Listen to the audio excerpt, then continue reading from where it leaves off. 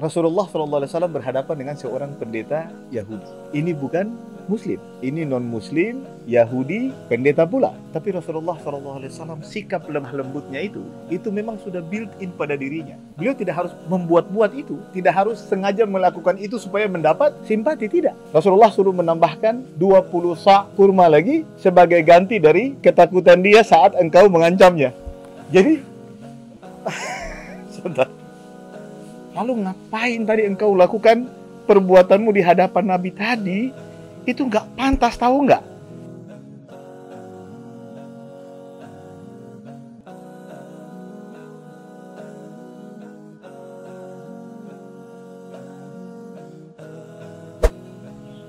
Berbuat baik kepada sesama dalam situasi normal dan dalam situasi kita sedang emosi itu berbeda. Artinya tantangan untuk tetap bisa berbuat baik dalam kondisi emosi itu kan butuh semacam pengendalian diri.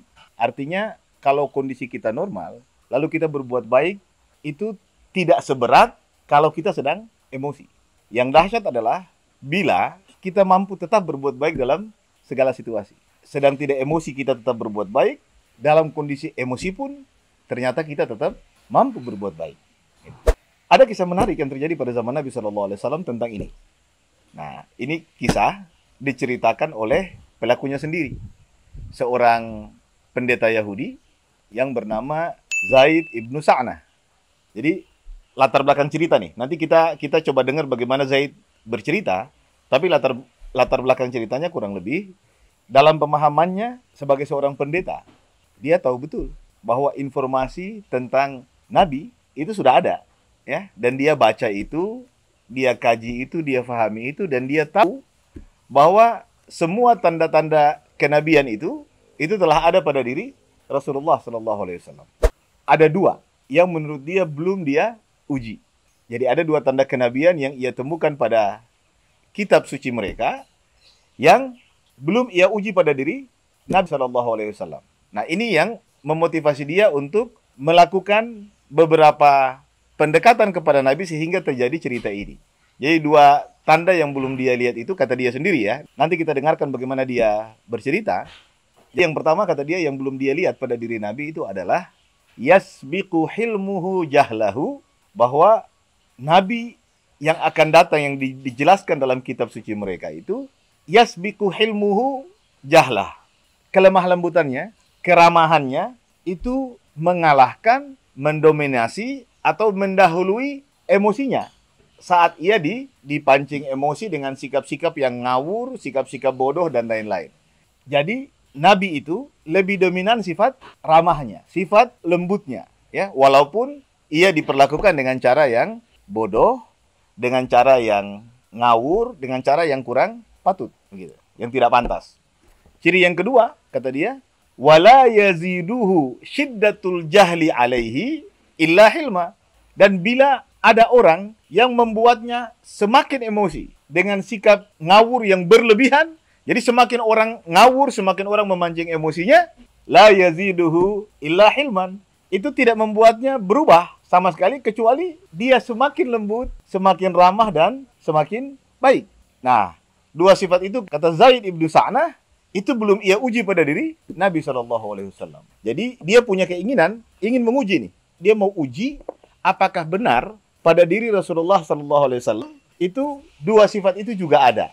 Lalu ia mulai mencari celah bagaimana sehingga ia mampu menguji dua sifat itu. Nah, lalu dia mulai bercerita nih. Nah, sekarang kita masuk kepada cerita dari Zaid bin Sa'nah sendiri tentang kisahnya. Jadi kata Zaid bin Sa'nah, pendeta Yahudi ini, suatu hari Zaid bin Sa'nah melihat Rasulullah SAW keluar dari rumahnya bersama Ali bin Abi Thalib radhiyallahu anhu. Jadi Ali menemani Rasulullah, lalu datang seorang badui menemui Rasulullah SAW. Dia bercerita tentang situasi bahwa kata dia, ya Rasulullah, ada satu kampung yang sudah masuk Islam. Sekampung itu sudah masuk Islam semua. Dan saya sudah menyampaikan kepada mereka bahwa kalau mereka beriman, kalau mereka masuk Islam, Allah akan memudahkan rizki bagi mereka, kehidupan ekonomi mereka akan jadi lebih baik. Tetapi yang terjadi, sekarang mereka mengalami kekeringan ya Rasulullah. Kekeringan, mereka kelaparan, mereka butuh sekali bantuan. Dan saya datang kepadamu ini ya Rasulullah dengan harapan engkau bisa membantu. Saya khawatir.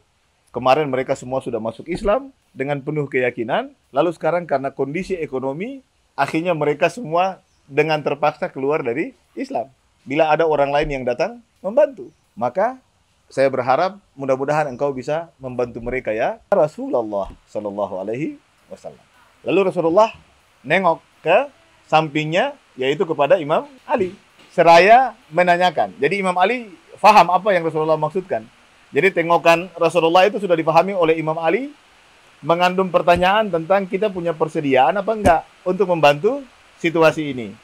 Lalu Imam Ali menjawab bahwa persediaan sudah habis atau sedang tidak ada.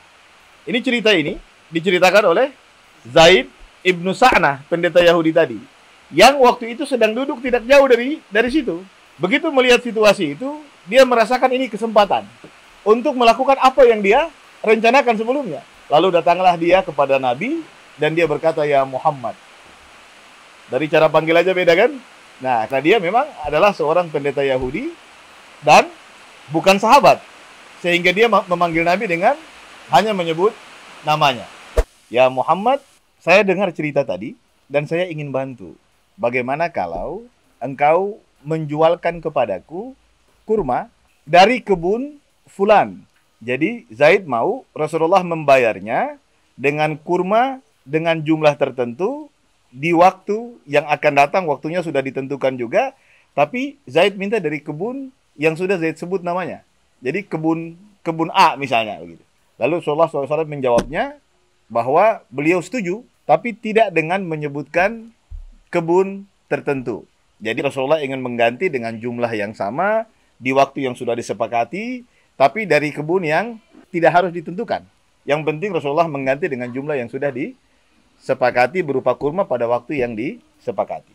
Akhirnya Zaid bin Sa'nah setuju, lalu dia membayarkan kepada Rasulullah SAW, dia memberikan uang sejumlah 80 mithqal emas. Jadi mithqal itu ukuran berat emas masa itu, ya kurang lebih sekitar 4, sampai 5 gram per mithqal. Jadi tinggal dikalikan 80 itu jumlahnya berapa.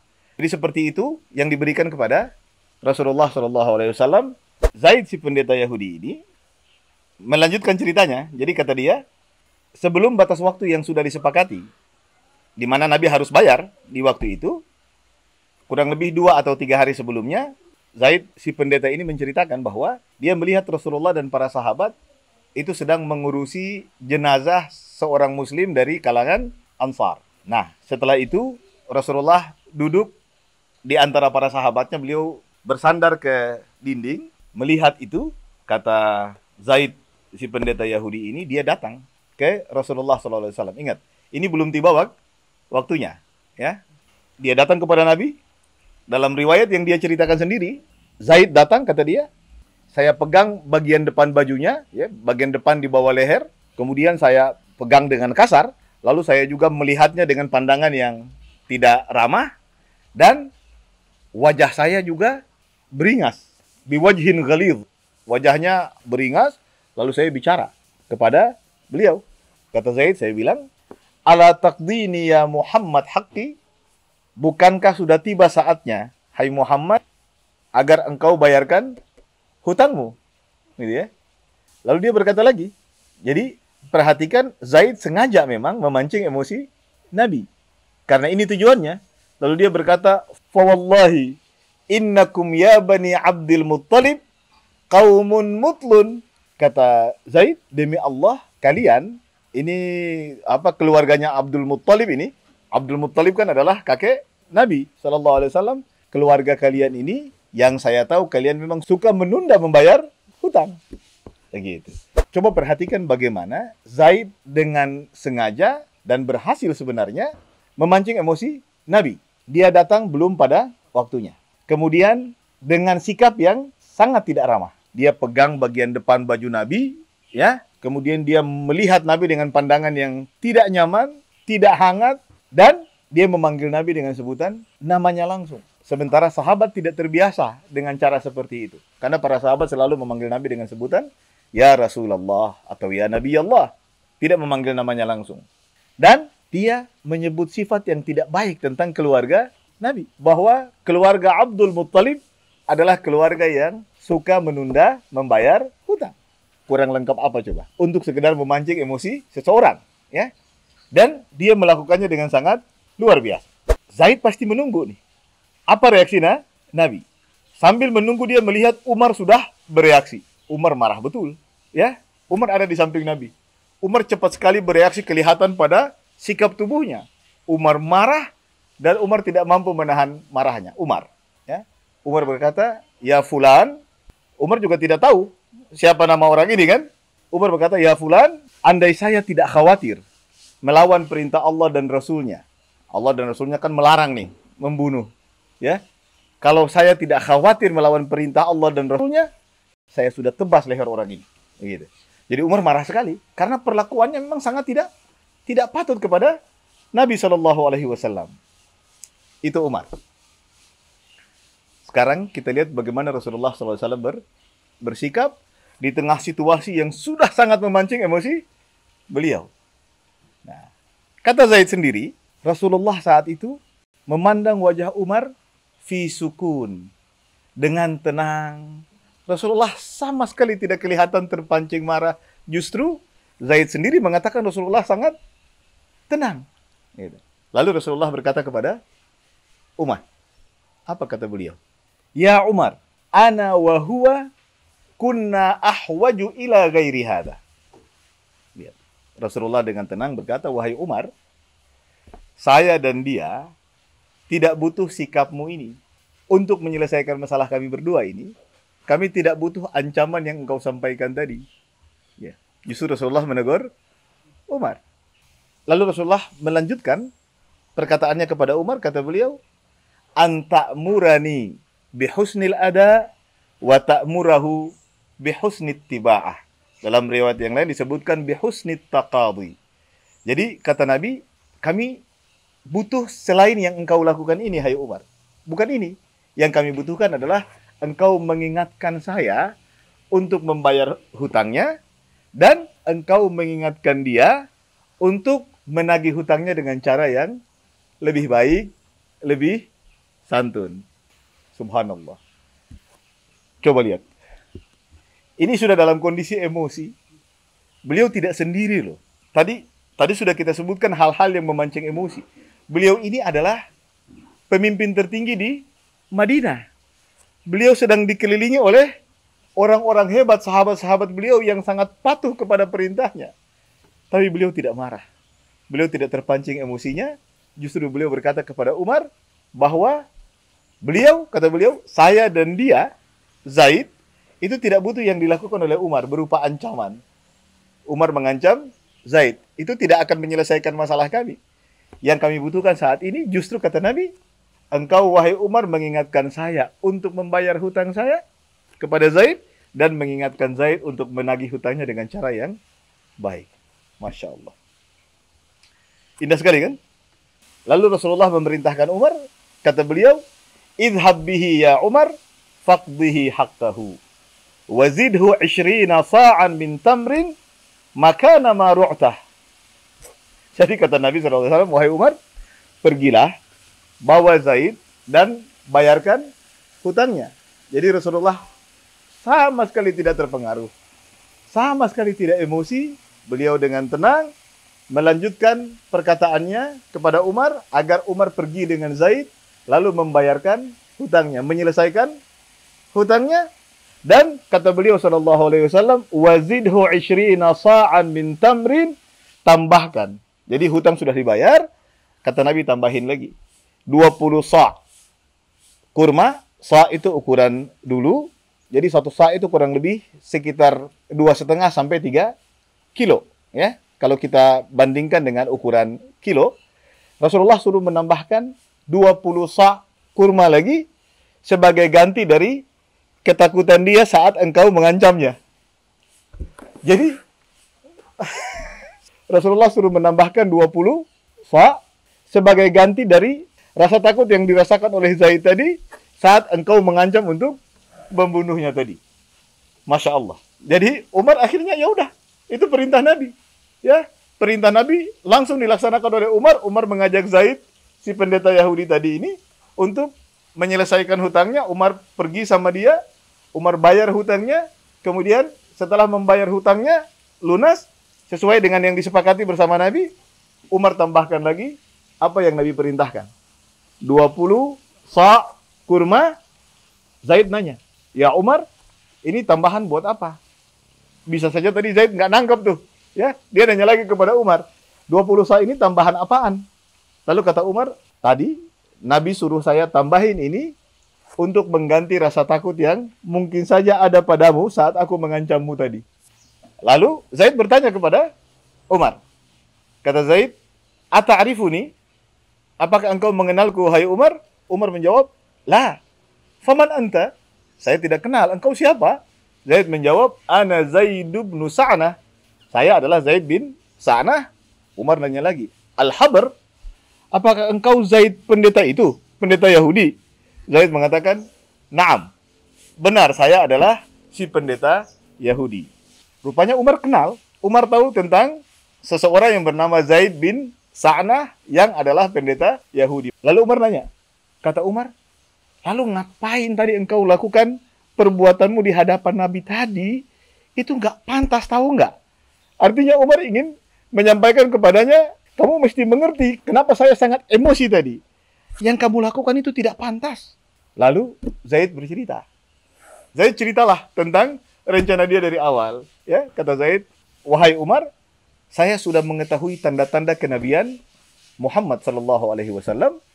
Dan saya sudah melihat semuanya ada pada dirinya. Kecuali 2 hal. Dan karena 2 hal itulah, saya sengaja melakukan apa yang saya lakukan. Artinya Zaid ingin bilang bahwa saya sebenarnya sengaja tuh melakukan itu. Karena saya sedang menguji 2 tanda yang belum saya lihat. Yaitu, yasbiqu hilmu jahlah, bahwa Rasulullah itu sifat ramahnya, sifat lembutnya itu lebih dominan, lebih kuat, dan selalu mendahului sifat emosi karena perbuatan orang yang memancing emosinya. Dan yang kedua, wala yaziduhu syiddatul jahli alaihi illa hilma. Dan yang kedua adalah bila orang membuatnya semakin emosi dengan tindakan yang sangat konyol, dengan tindakan yang keterlaluan atau tindakan yang berlebihan, yang ngawur sehingga sangat emosi, beliau tidak berubah sifatnya. Yang terjadi justru la yaziduhu illa hilma. Yang terjadi justru beliau semakin lembut, semakin ramah, dan semakin mengasihi orang itu. Dan saya persaksikan kepadamu, wahai Umar, kata Zaid, fa ushhiduka anni raditu billahi rabba wa bil islami dina wa bi Muhammadin sallallahu alaihi wasallam nabiyya. Saya persaksikan kepadamu, wahai Umar, bahwa saya telah ridha. Saya terima, saya percaya, saya yakin, saya ridha bahwa Allah adalah Tuhan saya, Islam adalah agama saya, dan Muhammad sallallahu alaihi wasallam adalah nabi saya. Dan kata Zaid lagi, wa ushiduka anna syatra mali sadaqatun ala ummati Muhammadin sallallahu alaihi wasallam. Jadi setelah mempersaksikan bahwa dia telah menerima Islam, dia berkata juga, saya persaksikan kepadamu, wahai Umar, bahwa separuh harta saya sedekahkan kepada umat Muhammad sallallahu alaihi wasallam. Tapi Umar langsung menimpalinya dengan mengatakan, au ala ba'dihim, jangan kepada semuanya, kepada sebagiannya saja. Maksudnya jangan sedekah kepada semua umat Nabi Muhammad sallallahu alaihi wasallam, kepada sebagian mereka saja. Fa innaka la tas'uhum kullahum. Karena engkau tidak mungkin bersedekah kepada semua umat Nabi Muhammad sallallahu alaihi wasallam. Lalu dari situ Umar mengajaknya bertemu Nabi. Umar melaporkan bahwa hutangnya sudah dibayarkan, perintah Nabi untuk menambahkan 20 sa' kurma juga sudah diberikan, dan di hadapan Nabi, Zaid ibnu Sa'nah, si pendeta Yahudi ini, mengulangi persaksiannya dengan mengucapkan 2 kalimat syahadat, asyhadu an la ilaha illallah wa asyhadu anna Muhammadan abduhu wa rasuluh. Zaid berhasil membuktikan apa yang ingin dia buktikan memang. Bahwa 2 hal yang belum ia lihat pada diri Nabi, akhirnya dia uji dengan drama yang luar biasa yang ia lakukan, akhirnya dia buktikan bahwa dua sifat itu benar-benar telah ada pada diri Rasulullah SAW, dan karenanya akhirnya dia mengucapkan dua kalimat syahadat. Kisah ini terlalu indah memang. Sekarang kita perhatikan. Yang ingin diuji oleh Zaid adalah soal sifat lemah lembut, sifat ramah yang ada pada Nabi saat beliau dipancing emosinya. Dan terbukti. Saya ingin ajak kita semua berpikir. Rasulullah SAW berhadapan dengan seorang pendeta Yahudi. Ini bukan Muslim. Ini non-Muslim, Yahudi, pendeta pula. Tapi Rasulullah SAW sikap lemah lembutnya itu memang sudah built-in pada dirinya. Beliau tidak harus membuat-buat itu. Tidak harus sengaja melakukan itu supaya mendapat simpati, tidak. Memang seperti itulah sifat beliau. Si Zaid ini adalah pendeta Yahudi. Kebetulan memberi hutang kepada Nabi. Walaupun cara menagihnya kurang sopan, tidak tepat, tapi substansinya Nabi punya hutang sama dia. Dan Nabi harus membayarnya. Indah sekali begitu Nabi tadi mengatakan kepada Umar bahwa bukan sikap mengancam itu yang bermanfaat buat kami berdua saat ini. Yang kami berdua butuhkan dari Umar adalah, kata Nabi, engkau mengingatkan saya untuk membayar hutang saya dan mengingatkannya untuk menagih hutang dengan cara yang lebih baik. Jadi indah sekali Rasulullah SAW bersikap dengan sesama manusia. Walaupun mereka non-Muslim. Walaupun Nabi dalam posisi sebagai pemimpin tertinggi di Madinah saat itu, tetap saja kekuasaan yang ada pada diri beliau itu tidak beliau maknai sebagai kekuatan yang harus beliau gunakan untuk memaksa atau bersikap yang kurang tepat. Atau sewenang-wenang terhadap si Yahudi tadi, si Zaid. Tapi beliau tetap lemah lembut. Semakin kasar Zaid, semakin lemah lembut beliau. Umar bersikap kasar, Rasulullah menggantinya dengan membayar hutang Zaid, bukan hanya pokoknya, tapi dengan tambahan agar menyenangkan hati Zaid karena sebelumnya telah diancam oleh Umar. Kelemah lembutan Nabi itu adalah bagian dari rahmat Allah kepada beliau. Ya. Allah dalam Al-Quran mengatakan, "Fabima rahmatin minallahi linta lahum." Kata Allah Subhanahu wa Ta'ala, dengan rahmat Allah, dengan kasih sayangnya, engkau bisa berlemah lembut dengan orang-orang yang ada di sekelilingmu. Walau kunta faddan ghalidhal qalbi lam faddu min hawli. Andaikan engkau, wahai Nabi, faddan, kasar, ghalidhal qalbi, keras hati, lam faddu min hawli. Maka sahabat-sahabatmu, orang-orang yang ada di sekelilingmu akan pergi, akan meninggalkanmu. Nah, jadi itu sesuatu yang juga luar biasa ada pada diri Nabi. Dan itu pesan kepada kita umatnya untuk selalu berlemah lembut dengan siapapun. Sifat kasar, keras hati, bukan sifat yang baik. Justru sifat ini akan membuat kita dijauhi oleh banyak orang, dan Allah menjelaskan itu di dalam Al-Quran. Sifat lemah lembut yang ada pada Nabi itulah yang membuat banyak kisah indah bisa kita dengarkan, bisa kita bacakan, dan bisa kita riwayatkan dari sejarah kehidupan beliau sallallahu alaihi wasallam. Beliau sendiri mengatakan dalam sebuah hadisnya, "Maka narifku fi syai'in illa zanah wa ma nuzi'a an syai'in illa syanah." Bahwa kelemah lembutan itu, kata Nabi, bila ada pada suatu situasi, pada suatu kondisi, maka dia akan menjadikan situasi itu, kondisi itu baik, bagus, indah. Sebaliknya, bila kelemah lembutan hilang atau tidak ada pada suatu situasi dan kondisi, maka situasi dan kondisi itu akan menjadi tidak baik, tidak bagus, dan tidak indah.